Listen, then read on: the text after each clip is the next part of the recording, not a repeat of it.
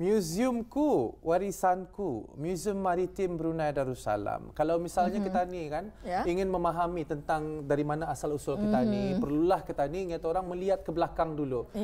Tentang apakah kebudayaan, dari mana asal usul kita ni. Sejarah kita ni.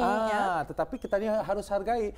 Kadang-kadang walaupun sesuatu ni aktif, misalnya kita ni masyarakat Melayu daripada segi bahasa kita ni, tetapi kadang-kadang barang-barang dan juga teknologi yang diguna pakai oleh sivilisasi ataupun peradaban zaman dulu ni ada tempat-tempatnya mereka menyimpan, iaitu di museum. Jadi kita ni berkenal-kenalan lah bersama dengan tetamu kita ni pada hari ini. Beliau merupakan penolong penyelidik arkeologi Kanan, iaitu Yang Mulia Awang Erdi Herman bin Haji Tiban. Assalamualaikum. Waalaikumsalam warahmatullahi wabarakatuh. Alhamdulillah sihat. Alhamdulillah. Jadi kita ni telah pun berada di bulan Syawal ni, tuan-tuan. Jadi mungkin tuan ada ucapan hari raya ni ingin ditujukan ni. Sebelum kita ni berdiskusi tentang museum berbincang-bincang. Okey, baik. Terima kasih. Terlebih dahulu saya ucapkan selamat hari raya kepada kedua ibu bapa saya, Haji Tiban bin Haji Murad, dan ibu saya Dayang Haji Jamah binti Haji Samad, isteri, anak-anak, mertua serta warga Jabatan Museum-Museum. Diucapkan selamat Hari Raya Aidilfitri, maaf zahir dan batin. Alhamdulillah. Pada sambutan Hari Raya ni, Tuan, mungkin dapat dijelaskan sedikitlah.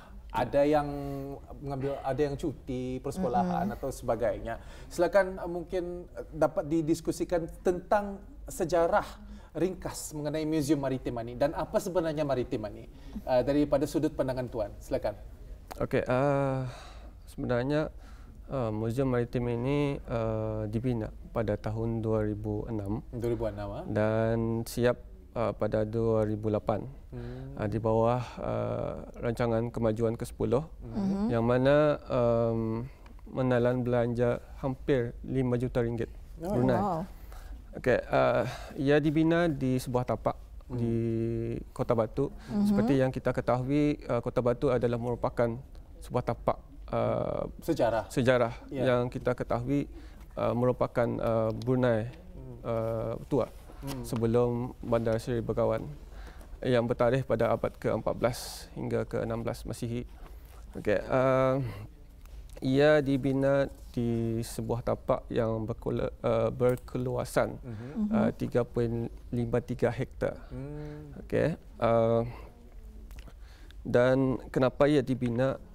Museum ini adalah bagi memperkenalkan arkeologi maritim kepada masyarakat setempat, bagi mengenali dengan lebih dalam lagi apa dia arkeologi maritim. Okey. Ya, jadi museum ini terletak di Mukim Kota Batu di Kampung Pelambaian, dan tuan boleh dijelaskan bilakah ianya dirasmikan dan dibukakan oleh orang ramai ni? Okey, alhamdulillah. Ianya telah dirasmikan pada 23 Mac 2015 oleh Duli Yang Teramat Mulia Paduka Seri Pangeran Muda Mahkota Pangeran Muda Haji Al-Mutadbillah Ibni Kebawah Duli Yang Maha Mulia Paduka Seri Baginda Sultan Haji Hassan Al-Bolkiah Muizzaddin wa Daulah Timbalan Sultan, dan pada masa yang sama ia dibukakan kepada orang ramai untuk kunjungan ataupun lawatan. Jadi ia pun dirasmikan sejak 5 tahun yang lalu iaitu 23 Mac 2015, dan saya percaya di museum ini terlihat di Kota Batu, di Mukim Kota Batu. Jadi mungkin boleh dijelaskan berapakah jumlah galeri yang terdapat di Museum Maritim ini, Tuan? Okay, sebenarnya Museum Maritim Brunei Darussalam terdapat 3 galeri. Buat pada masa ini galeri 2 galeri hanya dibukakan dan 1 galeri dalam penambahbaikan. Yang mana galeri yang pertama adalah mengenai dengan kapal karam Brunei yang dijumpai pada tahun 1997. Dan manakala galeri kedua adalah mengenai dengan Kota Batu. Kota Batu seperti yang kita ketahui adalah merupakan kota lama Brunei yang lama yang merupakan sebagai benteng betul sebagai pusat pentadbiran pada abad ke-14 hingga ke-17 Masih. Ia juga Kota Batu adalah merupakan pusat pertahanan dan juga di sana ada aktiviti-aktiviti perdagangan. Kalau dilihat daripada kesan-kesannya menunjukkan perdagangan telah berlaku di Kota Batu. Jadi kalau tadi kan lihat daripada kesan-kesan peninggalan ini adanya aktiviti perdagangan dan sebagainya. Apa yang boleh kita kupas dalam aktiviti perdagangan itu?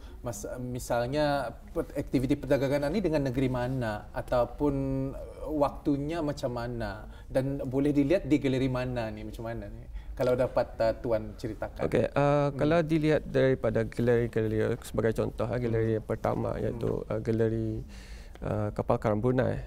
Di sana kalau kita lihat barang-barangnya kebanyakan barang-barangnya adalah berdasarkan tembikar. Tembikar itu dari mana jika diselidiki tembikar itu dari China dan juga ada tembikar daripada Siam yang pada masa kini dikenali sebagai Thailand dan juga didapati juga sebilangan tembikar daripada Vietnam. Jadi menunjukkan kapal karam Brunei ini mempunyai kepentingan kepada Brunei kerana ia telah menjalankan ataupun akan menjalankan perniagaan sama ada ke Brunei ataupun ke tempat lain. Ini menunjukkan peninggalan-peninggalan ini adalah penting bagi membuktikan adanya perdagangan pada zaman dulu di Brunei. Jika kalau disentuh mengenai dengan galeri 2 Kota Batu juga seperti penemuan-penemuan arkeologi sebelumnya telah menemukan pecahan-pecahan tembikar. Kebanyakan pecahan-pecahan tembikar adalah berasal daripada China dan ada juga berasal daripada Eropah. Dan ada juga yang bertuliskan bahasa tulisan Jawi. Ini menunjukkan kedatangan orang-orang luar ke Brunei pada zaman dahulu. Yang mana seperti yang kita ketahui Kota Batu merupakan sebuah kota pada zaman dahulu yang boleh dikatakan besar. Yang mana jika kita lihat daripada catatan Eropah menunjukkan Brunei dan sebagainya menunjukkan Brunei pada masa itu pada abad ke-14 hingga 16 merupakan satu kota yang boleh dikatakan sangat besar yang mempunyai pentadbiran, pertahanan dan juga perdagangan yang boleh dikatakan sangat maju pada masa itu. Jadi boleh dikatakan di mana Kota Batu ini ia sebagai pusat perdagangan Brunei bahkan juga merupakan tempat pentadbiran dan sebagainya. Kota pertahanan dan juga kota penyebaran agama Islam pada zaman dahulu Kita akan melihat nih Tuan beberapa insert dan mungkin Tuan dapat menjelaskan kepada penonton kita ni apa sebenarnya yang akan kita saksikan ni beberapa gambar ataupun foto-foto yang telah pun dirakam dan akan dihidangkan kepada penonton semua. Ini apa ni sebenarnya Tuan? Seperti yang kita lihat ini adalah merupakan salah satu daripada aktiviti penemuan kapal karam yang mana image tersebut adalah merupakan yang diambil daripada sebuah mesin ekosonda yang menunjukkan kapal karam Brunei yang dilihat bentuknya yang merupakan sebuah kapal. Jadi kalau disukat besar kapal tersebut merupakan sepanjang 30 meter panjang dan 10 meter lebar. Ini bermakna kapal tersebut adalah merupakan kapal yang besar, sangat besar. Yang ini Tuan boleh dijelaskan? Okey, ini kalau dilihat dari segi kerja-kerja ekskavasi untuk mengambil barang, yang mana pada penemuan kapal karam tersebut telah ditemui sebanyak lebih 13,261 artefak. Wow. Lebih daripada 13,000. Lebih 13,000. Pelbagai saiz. Pelbagai saiz, pelbagai bentuk dan pelbagai jenis. Sebagai contoh kita lihat dari China ada tembikar biru putih, tembikar putih, seladon, tembikar batuan, dan seperti yang penonton lihat, ini adalah kerja-kerja penyelaman, pengambilan bahan-bahan tembikar yang dilakukan oleh penyelam-penyelam profesional. Seperti yang dilihat di dalam gambar, ini menunjukkan adalah kerja-kerja pembersihan artifak-artifak ya. Setelah diambil daripada kapal. Seperti yang dilihat di layar kaca, ini adalah tembikar biru putih daripada China.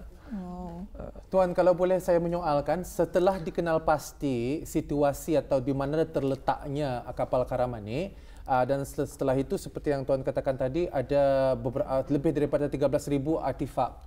Daripada di dasar lautan sampai menuju ke Museum Maritim itu, berapa proses tu yang berapa proses diorang jalani? Apa yang seharusnya diorang buat? Apa mungkin satu kajian, ada chemical-chemicalnya kah, atau apakah apa yang diambil kira nih, yang perkara-perkara yang sensitif yang harus diambil kira? Alhamdulillah. Banyak perkara proses-proses yang akan dilalui. Sebagai contoh, proses ekskavasi. Sebelum dinaikkan, ia disukat dulu di bawah air, dan kemudian dinaikkan, dan banyak proses-proses lagi. Setelah dibersihkan, akan ditimbang, sebelum proses terakhir penyimpanan. Proses kalau dilihat daripada jumlah, lebih 13,200. Mengambil masa berapa lama tu kan? Mengambil masa yang sangat panjang. Panjang tu, pasti bertahun-tahun lah, Tuan. Kan bertahun-tahun kan? Tapi ingin juga saya ketahui, Tuan, adanya Museum Maritim dulu baru ada penemuan, atau ada penemuan dulu baru dikhaskan untuk menyimpan artifak-artifak ini, macam mana? Kerana kita ni tahu kan, Kota Batu, museum yang ada ialah Museum Kota Batu. Tetapi seingat saya waktu zaman sekolah dulu ingat saya melawat museum itu, ada ni yang tembikar-tembikiran ni. Mungkin macam mana dapat Tuan kongsikan kenapa dikhaskan Museum Maritim ini? Macam mana? Kalau dilihat daripada sejarah juga, dengan adanya penemuan 1997, dengan temuan-temuan yang banyak ini, telah mewujudkan Museum Maritim.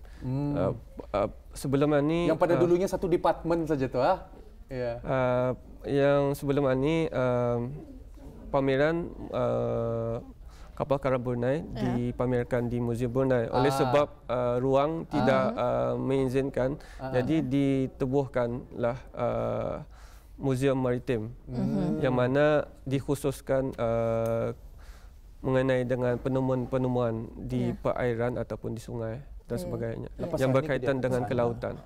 Jadi Tuan, adakah masa ini masih diteruskan eksplorasi? Ada?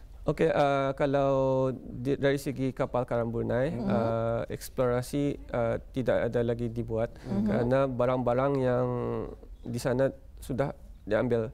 Tapi bahagian arkeologi akan berusaha untuk mencari lagi tempat-tempat yang berpotensi di tempat lain, ataupun jika masyarakat ataupun penduduk-penduduk menjumpai barang-barang, bolehlah menghubungi Jabatan Museum-Museum untuk dimaklumkan. Seketika dapat kita fokuskan sedikit pandangan kita ni ke gambaran ni, foto ni, kalau dapat dijelaskan, Tuan? Gambar ini adalah menunjukkan galeri pertama, iaitu galeri kapal Karam Brunei. Seperti yang bisa kita lihat, galeri ini, seterusnya ni? Ini galeri galeri ini adalah galeri yang kedua, iaitu galeri Kota Batu sebagai pusat pentadbiran. Sebagai yang kita lihat, di sana adalah ada diorama Pulau Terindak. Pulau Terindak ini adalah pulau buatan manusia. Terindak. Ya, Terindak ini. Seterusnya gambar ini menunjukkan daripada tembikar Cina yang bertuliskan dibuat semasa Ming Agong. Ming Agong. Seperti yang seterusnya gambar, seperti yang kita lihat, ini adalah sistem penyusunan di dalam kapal, yang mana barang-barang yang kecil disimpan di dalam barang yang besar seperti tajau dan sebagainya. Sebagai andaian lah ya Tuan, daripada barang-barang ini, barang-barang tembikar dan sebagainya, dan mungkin seperti yang Tuan katakan tadi dapat diandaikan besar kapalnya itu macam mana, 30 meter kata dinya. 30 meter. Biasanya bukan satu kapal kan tu biasanya. Jadi mungkin dapat dianggarkan berapa kapal biasanya, dan kadang-kadang tentang aktiviti jual belian ni, perniagaan ni dalam satu jangka 1 tahun atau berapa kali bisa orang sampai ke negara Ketani dulu. Mungkin dapat dapat diandaikan macam mana, dan berapa orang tu dalam satu kapal itu. Okey, kalau dilihat dari segi penemuan pecahan-pecahan yang ada di negara Brunei Darussalam, menunjukkan banyak pedagang-pedagang asing yang datang ke Brunei. Jika dilihat di Limau Manis, terdapat ribuan pecahan-pecahan. Ini menunjukkan banyaknya kapal datang ke Brunei pada zaman dahulu.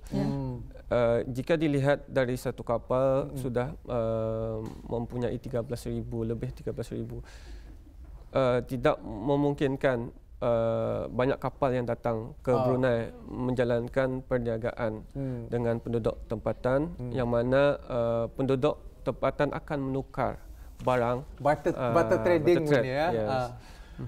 Interesting itu sebenarnya, menarik sebetulnya, Bah. ada artifak-artifak dan sebagainya. Jadi tuannya, mungkin boleh dikongsikan waktu buka bagi orang ramai yang dapat mengunjungi Museum Maritim ini. Waktu Covid macam mana? Ya. Okey, buat masa ini semua museum ditutup bagi menjaga keselamatan kaki tangan serta pelawat-pelawat. Okey, jika setelah Covid reda, okey, waktu buka Museum Maritim adalah iaitu setiap hari pada jam dari hari Sabtu hingga Khamis, jam 9 pagi hingga 5 petang. 9 pagi hingga 5 petang. Sementara hari Jumat jam 9 pagi hingga 11.30 pagi. Dan ditutup sementara bagi menunaikan sembahyang fardu Jumaat. Okey, dan dibuka semula pada jam 2.30 petang hingga 5 petang. Dan untuk makluman juga, ia ditutup 30 minit lebih awal. Tapi masa ni tuan ditutup disebabkan oleh COVID-19 ya. Itu nanti akan dibukalah tu waktunya. InsyaAllah ada fasa-fasanya lah tuan. Nanti kalau buka, insyaAllah Ketani akan ke sana tu melawat. Mana tahu buat laporan ke apa. Baiklah, kita ucapkan ribuan terima kasih kepada Awang Erdi Herman bin Haji Tiban. Beliau merupakan penolong penyelidik arkeologi kanan bagi Museum Maritim Negara Brunei Darussalam. Kita ucapkan ribuan terima kasih. Assalamualaikum. Waalaikumsalam warahmatullahi wabarakatuh.